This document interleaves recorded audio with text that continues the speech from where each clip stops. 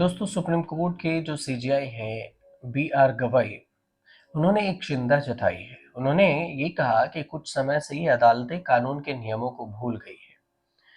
आपको याद होगा कि कुछ दिन पहले जब दिल्ली में बीजेपी की सरकार नहीं थी, आम आदमी पार्टी की सरकार थी, तो मनीष सिसोदिया जेल में गए, के कविता भी जेल में गई थी और इन सब को लेकर काफी सवाल उठे थे।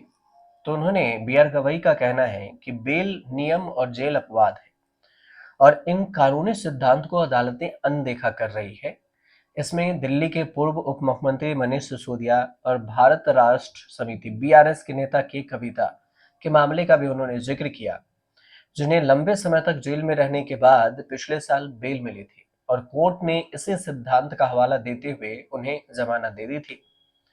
अब बी आर गवाई ने कोची में एक कार्यक्रम में सुप्रीम कोर्ट के लेजेंडरी जज जस्टिस बी आर गवाई अय्यर के कामों पर बात की है और इस दौरान उन्होंने कानून के नियमों की अनदेखी पर भी चिंता जाहिर की है कि कानून के नियमों का किस तरह अनदेखी हो रही है।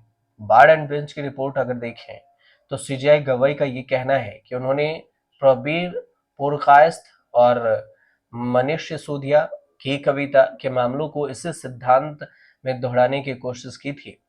कहा कि जस्टिस कृष्णा अय्यर भी इसी बात में विश्वास करते थे कि अंडर ट्रायल को ट्रायल के बगैर लंबे समय तक जेल में नहीं रखना चाहिए।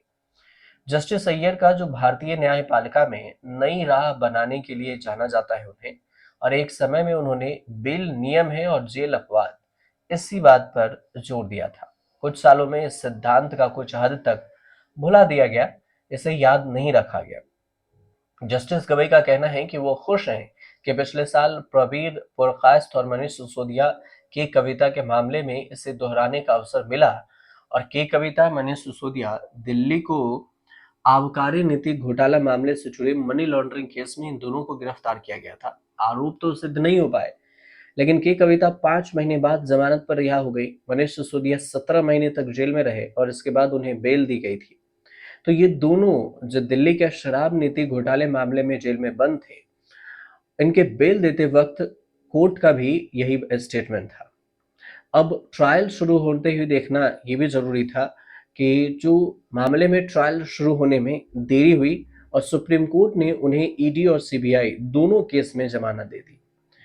प्रबीर पुरकायस्थ को दिल्ली पुलिस ने अनलॉफुल एक्टिविटी प्रिवेंशन एक्ट जो यूएपीए के तहत गिरफ्तार किया और तीनों केस में जो बेंच सुनवाई कर रही थी उसमें जस्टिस बी आर गवई भी शामिल थे और इसी वजह से बी आर गवई जब आप चीफ जस्टिस बने तो इसका जिक्र किया।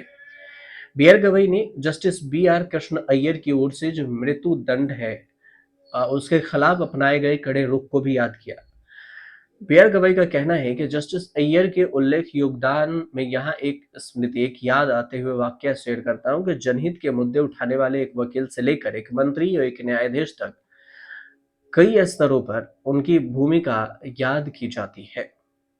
जस्टिस बी आर गवई ने अपने संबोधन में कहा कि जस्टिस अय्यर गरीबों और वंचितों के हित के लिए खड़े रहे और वे आजीवन मानवाधिकार के समर्थक और सामाजिक न्याय के योद्धा, नागरिक स्वतंत्रता के पक्षधर रहे। जीवन के अधिकार और सामाजिक आर्थिक अधिकारों के बीच में संबंध पर जस्टिस अय्यर का दृष्टिकोण पहली बार मृत्यु दंड समाप्त करने पर उनके विचार के माध्यम से प्रकट हुआ।